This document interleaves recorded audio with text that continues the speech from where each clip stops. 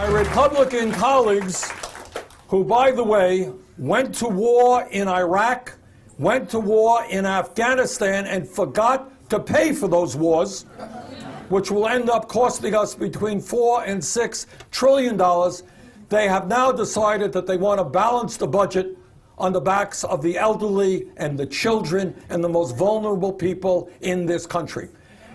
They want to cut Social Security, Medicare, and Medicaid.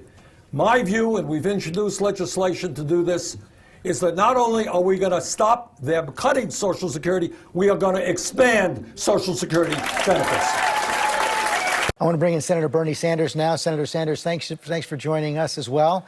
You just heard Senator Manchin right there. He said he just respectfully disagrees. We shouldn't hold this bipartisan infrastructure package hostage to the reconciliation bill. Well, I think maybe the converse is true, that maybe Senator Manchin is holding the reconciliation bill hostage. As you know, George, from day one, the President of the United States, the Speaker of the House, Majority Leader Schumer, have made it clear we're going down a two-track approach. Both bills are going together. I happen to think that Joe Manchin is right. Physical infrastructure is terribly important.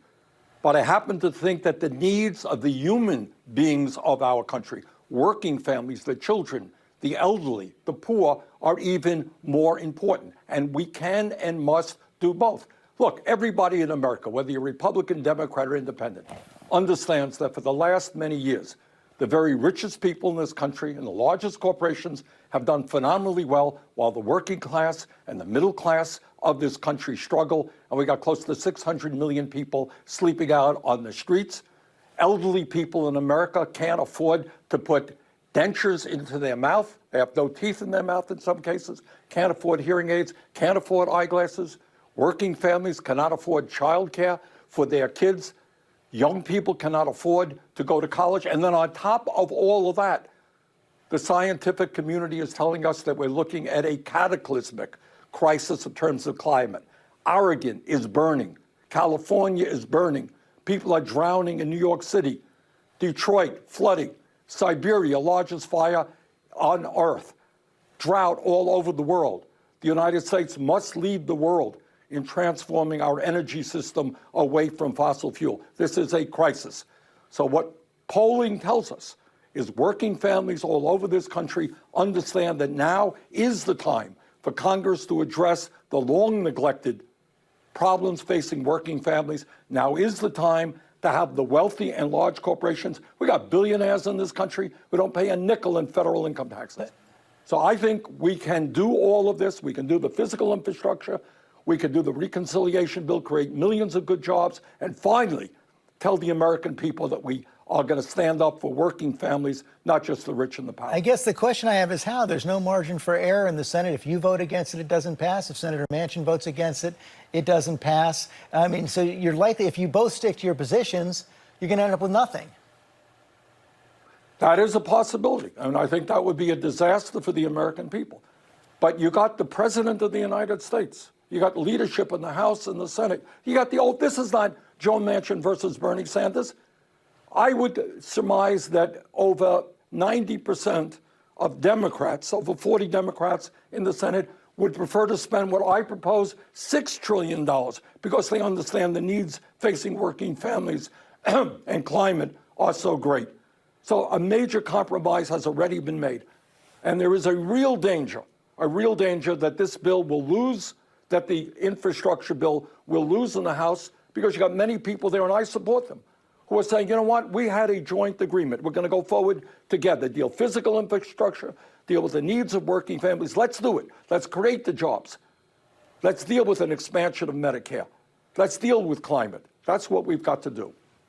But is no bill, let's say, you know, Senator Manchin wouldn't put a timeline on it, but he's come out for about $1.5 trillion in the reconciliation bill. Is no bill better than $1.5 trillion? Look, what the issue is here is when you have an overwhelming majority of working families in America who want us to do that, when you got the president, when you got over 90% of the people in the House, over 90% of the senators want to do it. The real question you should be asking is it appropriate for one person to destroy two pieces of legislation? Look, Joe Manchin has the right to get his views heard. He's a member of the United States Senate from the great state of West Virginia. He has to sit down with all of us and we'll work it out. Now, we did, as you know, we had the same exact problem in the American Rescue Plan, which to my mind was enormously successful in getting us out of the economic recession that took place as a result of COVID. And Joe Manchin and others are going to have, the Republicans are going to have to say, well, why are we not extending this $300 direct payment that working parents are now receiving? Do we want to really rescind that when we have cut childhood poverty by half? So I don't think that Joe wants to do that. I think we're going to work it out. But it would really be a terrible, terrible shame for the American people if both bills went down. And that is a real danger. So bottom line, there is going to be a deal. Both bills are going to pass? I believe they will, yes. I think we had the same problem with the American Rescue Plan. We worked together. We did it. I think we're going to do it again. At a time of massive income and wealth inequality, maybe, and Chuck, this is a radical idea, but maybe, just maybe, government should represent the needs of a struggling working class and middle class, and not just the 1% and wealthy campaign contributors. And I think all over this country, people said, look, there are massive problems exacerbated by the pandemic. And I think President Biden looked around and he said, you know what? We've got to address those problems, not worry about the rich and the powerful. So we are beginning to make some progress in dealing with issues that have been neglected for decades. I'm curious, your focus, when it comes to seeing these plans get passed, how important is the pay-for part of this conversation? How much of this, in your mind, is you're willing, you know what, deficit spending, these are investments, you'll get return, and how important do you think it is that you reform the tax code and use that to pay for this? Well, I think, number one, most importantly, we have to deal with the crises facing this country. We have massive income and wealth inequality. Half our people live on paycheck to paycheck. Got to raise the minimum wage to a living wage. Got to do that. We have an infrastructure that is collapsing. We have got to address the existential threat of climate change. And when you do that, Chuck, when you make those investments, we create millions of good-paying jobs. We are the only major country not to guarantee health care to all people as a right, the only major country not to have paid family and medical leave. We pay the highest prices in the world for prescription drugs. Hundreds of thousands of kids can't afford to go to college, and millions leave school deeply in debt. Well, you know what? You got to address those issues. Meanwhile, you got two people on top who own more wealth than the bottom 40% of America. You got major corporation after major corporation not paying one nickel in federal income tax. Warren Buffett, one of the richest guys in the world, reminds us that the effective tax rate for working families is higher than it is for the billionaire class. So in terms of pay for, yeah, I do think we need progressive taxation, which says to the very rich, Biden says the cap should be, the floor should be 400,000. Yeah. Nobody under that should pay more in taxes. But yes, the very rich and large corporations should start paying their fair share of taxes to help us rebuild America.